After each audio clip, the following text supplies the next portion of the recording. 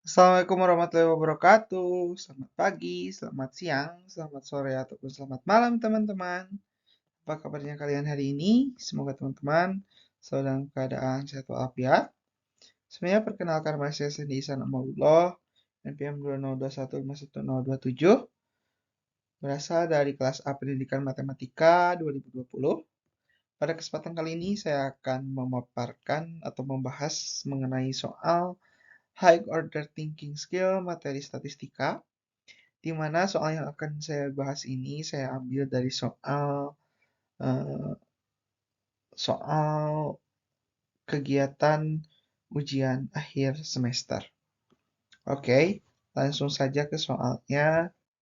Untuk soalnya, dapat kalian lihat di layar bahwasannya disajikan data hasil ujian masuk salah satu perguruan tinggi seperti dalam tabel. Nah, untuk nilai 36 sampai 45. Jadi untuk nilai 36 tentang 36 sampai ke 45 itu sebanyak 12 orang. Jadi frekuensinya itu ada 12. Sedangkan frekuensi itu banyaknya sampel gitu ya pada suatu data. Nah, untuk yang pertama itu nilai 36 sampai ke nilai 45 itu ternyata diperoleh frekuensinya itu ada 12 orang. Nah, untuk 46, nilai 46 sampai ke nilai 55 itu ternyata terdapat frekuensinya itu 48. Jadi 36 sampai ke 45 itu ada 12, 46 sampai ke 55 itu ada 48, sedangkan 56 sampai ke 65 itu ada 60, 66 sampai ke 75 itu ada 80, 76 sampai ke 85 itu ada 76, dan 86 sampai ke 95 ada 24.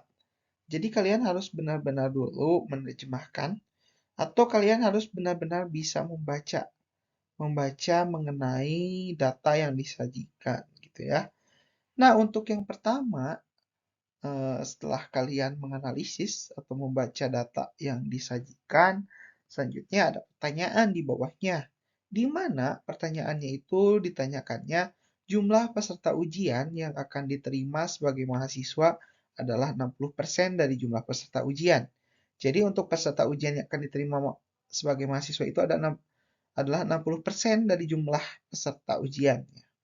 Peserta ujiannya tadi ada dilihat di atas ya, dari jumlah peserta ujian, maka yang ditanyakan itu nilai terendah dari peserta ujian yang bisa lolos adalah setelah kita lihat dari frekuensi dan juga nilai yang disajikan, ternyata di soal itu ditanyakannya itu harus dapat nilai berapa sih nilai rendahnya itu supaya peserta ujian itu lolos gitu ya, itu untuk pertanyaannya.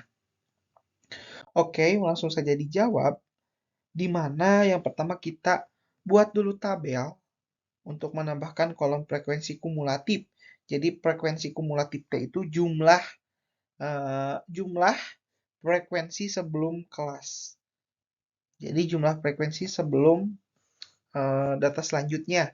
Di mana untuk 36 sampai ke 45 frekuensi kumulatifnya 12, dikarenakan sebelumnya itu belum ada data ya, jadi 0 tambah 12 hasilnya 12. Untuk nilai 46 sampai ke 55, di mana frekuensinya itu 12, frekuensi sebelumnya 12, ditambah 48, berarti berapa hasilnya? 60.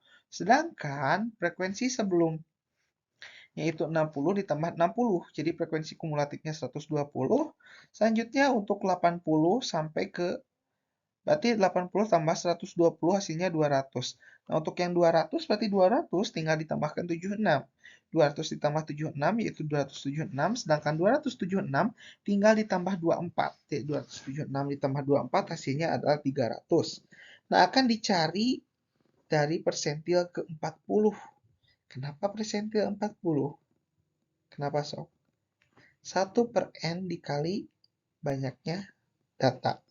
Ya, persentil ke 40 itu berarti 40 per 100 dikali 300.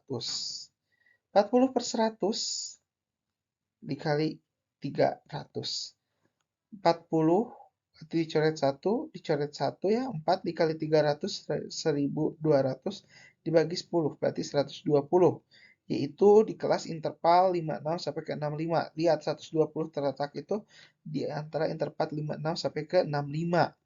Nah, untuk tepi bawah kelas, yaitu berarti 56 dikurangi 0,5, berarti 55,5. C-nya itu berapa? Berarti 65 dikurangi 56 ditambah 1. Panjang kelas itu teh C teh. Jadi 65 dikurangi 56 ditambah 1 hasilnya 10. Sedangkan jumlah keseluruhan frekuensinya itu ada 300. N-nya 300. Nah, untuk sigma KP-nya itu 60. Ya, sigma P-nya itu 6. Sigma EP-nya itu ada 60. Nah, dengan demikian persentil ke-40. Jadi persentil ke-40 itu tepi bawah ditambah panjang kelas dikali 40/100 dikali N dikurangi sigma FKP per EP. Di mana 55,5 ditambah 10 ya dikalikan dengan 40/100 dikali 300 dikurangi 60/60. Berarti 5,5 ditambah 10, 60/60. Berarti 1, 5,5 ditambah 10 hasilnya 65,5 ya. Jadi diperoleh nilai terendah peserta ujian yang lolos tes itu harus nilainya 65,5. Mungkin sekian video yang dapat saya berikan ataupun soal yang dapat saya jelaskan. Untuk selanjutnya jangan lupa ditonton video selanjutnya yang masih sama membahas berkaitan dengan materi statistika tetapi dalam topik yang berbeda. Sekian, mohon maaf apabila terdapat banyak kesalahan. Assalamualaikum warahmatullahi wabarakatuh. See you next video.